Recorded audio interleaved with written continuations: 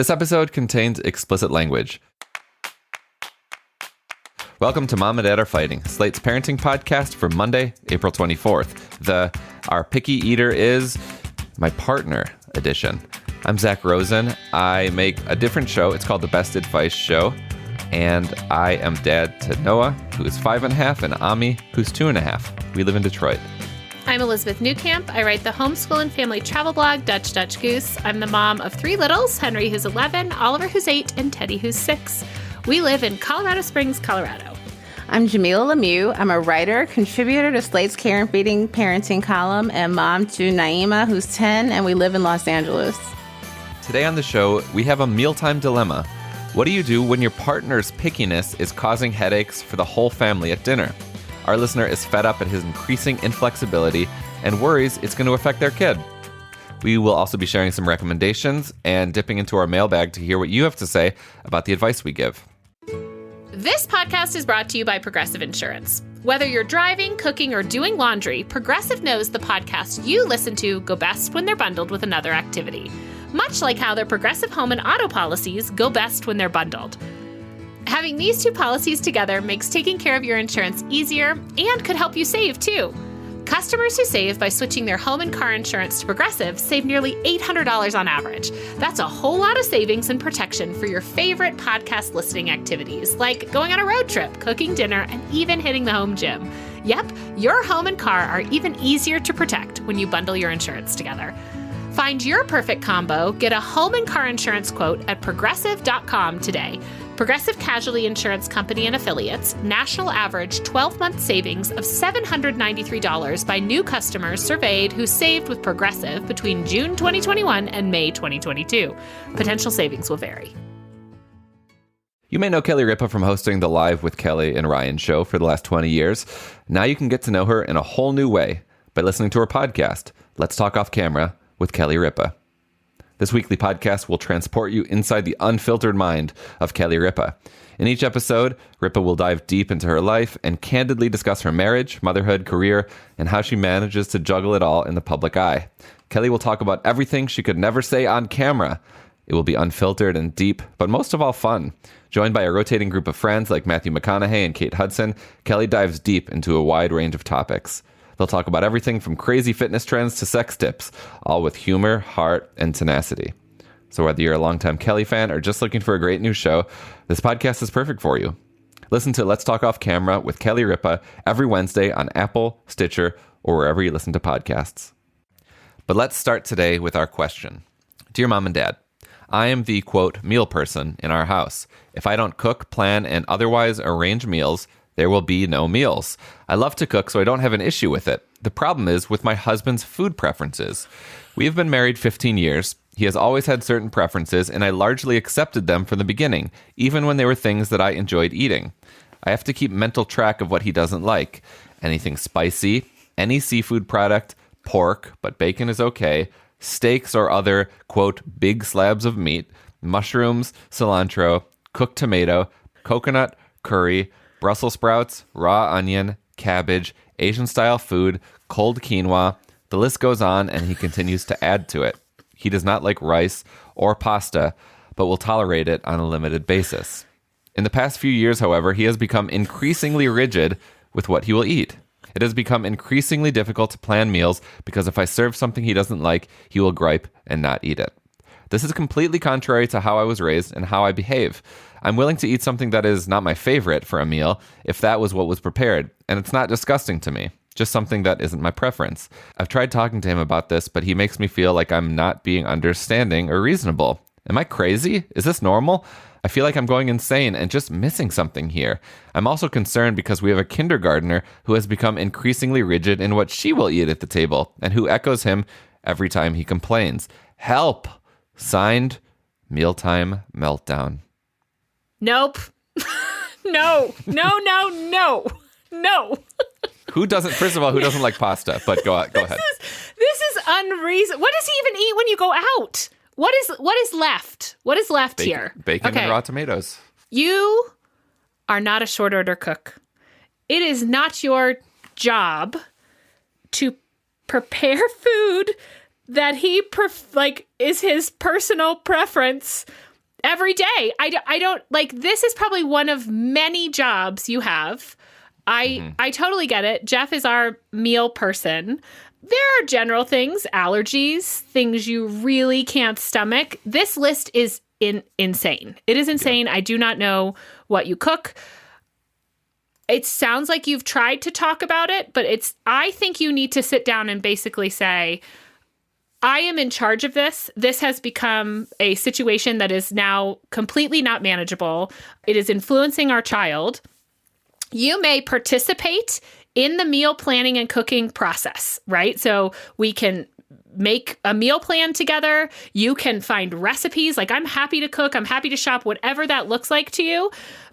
But the emotional work that is going in here is unacceptable. And the fact that then he won't even eat what's prepared. So I think he can participate in it, and then you can try to make that work. But if he doesn't participate, you should make the meal plan, make the food, and if he doesn't want to eat it, he can make something else. And I know that seems mean, but it just seems to me that now this really important part of your day, eating, is completely revolving around one singular person who's not participating in it. That to me is crazy. So he gets to either participate or shut up and eat, in my opinion. You may be the meal person because perhaps you're the better cook. I don't know if it's just because you're the woman and it just fell on your shoulders, but your husband needs to start cooking meals. You know, if he's unwilling to eat what you prepare, he has to start cooking meals. You can't bow to those restrictions every single day, and it's influencing your child, you know, right? Because not only is he not cooking and participating, he's complaining in front of your child about your cooking. That's so disrespectful. You're the one taking the time to prepare all the meals, but he's complaining about it in front of your child, who's now starting to do the same thing. That's how kids learn entitlement. And I mean, one of the biggest Sean does among many here is that he has taken this thing that you love, cooking, and made it something that is stressful, stress-inducing. This is crazy. You are not crazy. No. To answer your question, no, you are not crazy. No, this is not normal. Dude's got to get in the kitchen and do it himself if he's going to keep complaining. This is just completely unacceptable. He needs to take some accountability for it. You can help him to a certain degree, but this isn't his peculiar habits do not rest solely on you to decipher, especially considering that they are constantly changing and evolving and growing. I do have a couple of solutions to say that I still do not believe that this should be something that you have to fix, but should you be looking for solutions, here are some ideas. Since Jeff is the major cook in our house, he had us all make a list of our 6 favorite things that we like. And so every member of the house kind of submitted these, and he has this, like, they are quick and easy, right? He picked of those, which are super easy to make. And that leads to some really good options that we all like or tolerate, essentially, which I think helps take some of the mental load off, too, when he's meal planning. Just that, hey, there are these that I can pick from, right? Here's 20 or so meals that are pretty easy to make. He also has focused on, like, making sure that I know how to make those, that my kids know how to make those, right? So that we can all help produce those. I think also getting your kindergartner involved in cooking, it may be so important in your house because there's already been kind of a food thing. The other thing I want to suggest is any meals that are, like, put together at the end, so salads, bowls, all those sort of things, where you can include some of the foods that you really like, quinoa, beans, but everyone is putting together their own meal at the end of the day, may be really helpful. I mean, there's a million of those in any, genre. So put this stuff together. If you want to put yours over rice, but he doesn't eat rice, easy enough. I have made this food. You do what you want with it. If you want to get out a tortilla and put all this stuff in there, fine. But I have made all the pieces of a meal. I just know when we do large family gatherings or have people over, I tend to go to that because then I don't really have to worry about who's going to eat what. It's like if someone doesn't eat onions, then they don't have to put onions on their thing. Part of the issue is definitely that you are the sole meal person. So the more you can offload some of that even to your kid might be helpful. Yeah, and like if your husband is working crazy hours and just literally doesn't have time during the week to cook, that's a legit excuse. However, he can do some meal planning on his day off. It's just like make a big pot of whatever the hell it is that he does eat and just like dole that out to himself during the week. I mean, you can have a date night and look at cookbooks together. Like I just think that this is not sustainable. It's not nice too. It's nice. It's also not nice. Yeah. Please tell me he does the dishes. Please write back and tell us he does the dishes. Yes.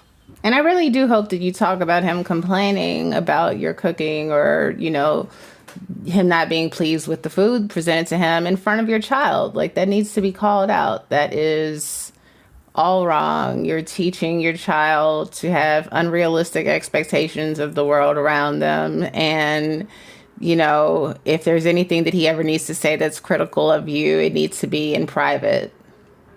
Yeah, I mean, this sounds like a kind of caricature of like a 1950s domestic situation where a husband comes home and like expects to be like waited on as if he's at a restaurant, which is not, it's just not right. I hope that you have expressed to him how this is making you feel. And you probably have, but in the event that you haven't, like make it very clear that he's taking the joy out of cooking. Well, we hope you hang in there, Mealtime Meltdown. Please let us know if things get better. And we love updates. We always love updates. To the rest of our listeners, do you have any helpful tips or tricks to share? Email us at momanddad@slate.com or send us a voicemail at 646-357-9318. That's 646-357-9318. Okay, we're going to take a quick break. See you back here in a second. This podcast is brought to you by Progressive Insurance. Whether you're driving, cooking, or doing laundry, Progressive knows the podcasts you listen to go best when they're bundled with another activity, much like how their Progressive home and auto policies go best when they're bundled. Having these two policies together makes taking care of your insurance easier and could help you save too. Customers who save by switching their home and car insurance to Progressive save nearly $800 on average. That's a whole lot of savings and protection for your favorite podcast listening activities, like going on a road trip, cooking dinner, and even hitting the gym. Yep, your home and your car are even easier to protect when you bundle your insurance together. Find your perfect combo. Get a home and car insurance quote at Progressive.com today. Progressive Casualty Insurance Company and Affiliates. National average 12-month savings of $793 by new customers surveyed who saved with Progressive between June 2021 and May 2022. Potential savings will vary. Let's move on to recommendations. Jamilah, what have you got for us this week? I have a recommendation that came from a listener, and I can't find the email where they sent it, so I apologize for not giving you a proper shout out. But when I professed my love for Flamin' Hot Cheetos, one of you all wrote in and said you should try the Limón ones. Limón, I guess. And they're like lemon lime Flamin' Hot Cheetos, and they're so good. Oh my God, I will never eat them again. They're better than the original But you'll ones. never eat them again. No, I'm like trying to get this Flamin' Hot Cheeto monkey off my back. So it's bad. It's gotten bad. So I do not intend to buy anymore. But I want you all to have them. They're absolutely delicious. So they're like flaming hot, but with is Plus, the hint of lemon Hot at plus the citrus. end? Is it at the Lemon beginning? and lime. It's Lemon kind of lime? like an aftertaste. I don't know how to describe it. It's delicious. Okay, found the email. It was Salman Magal. They're so good. Thank you. Are they new? They're, I think, in the past year or so. Like, I think they're relatively new. I never would have tried them, so thank you. Did Naima try them? Because she was like the gateway to the Flamin' Yeah, Hots, right? she got mad because I ate them all. Like, I destroyed them, but she did get to have some before I destroyed them. I'm very intrigued. Thank you for that. Elizabeth, what about you? Okay, so I am recommending the SelfCompassion Workbook for kids. This is one of those workbooks full of mindfulness activities. I always try to include something like this in our homeschool routine, and found this book, and we've really been loving it. The kids have actually been doing it during that morning time when we're listening to the music. They pull it out. It has all kinds of fun little activities that are geared at really learning to love yourself, which I think is kind of fun. A lot of the other ones I've done have been more on being a good friend or being a good brother, and this one is really finding things you love about yourself and learning to listen to that inner voice. So it's a very cute, fun workbook that you can do with your kids, but older kids can definitely work on it on their own, and it's called the SelfCompassion Workbook for Kids. Great. I'm going to recommend a big old novel that I am almost done with. Have either of you read Tomorrow and Tomorrow and Tomorrow? No. It's by the author Gabrielle Zevin, and I haven't read a big novel like this in a while. It is so great. It is about these two friends who meet when they're like 12 or 13, and then they meet up again in college and go on to create like some iconic video games in the early aughts. It's fiction. But I've never read fiction that has written so precisely and beautifully about gaming. I was never much of a gamer, but like video games and like games as metaphors for how we live are strewn throughout this book, and it's just really good. And then it's also about like creative partnership and what that looks like, and it's fantastic. She also wrote some YA books that my niece really likes. Such an incredible author. But this one came out last year, and I know it's a New York Times bestseller, and like a bunch of people I know have read it. It's excellent, even if you are like me and don't care about video game design. It actually helped me understand that world in a much deeper way. So 2 thumbs up for sure. Tomorrow and Tomorrow and Tomorrow by Gabrielle Zevin. Her name sounded familiar, so I was clicking around, and I think it's from the YA novels, but on her website is a video game inspired by the book you can go play. That's cool. So that's cool.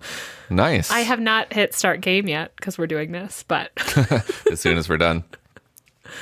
Finally, it's time to open our mailbag. We first have some advice that came from last Monday's episode on gentle parenting.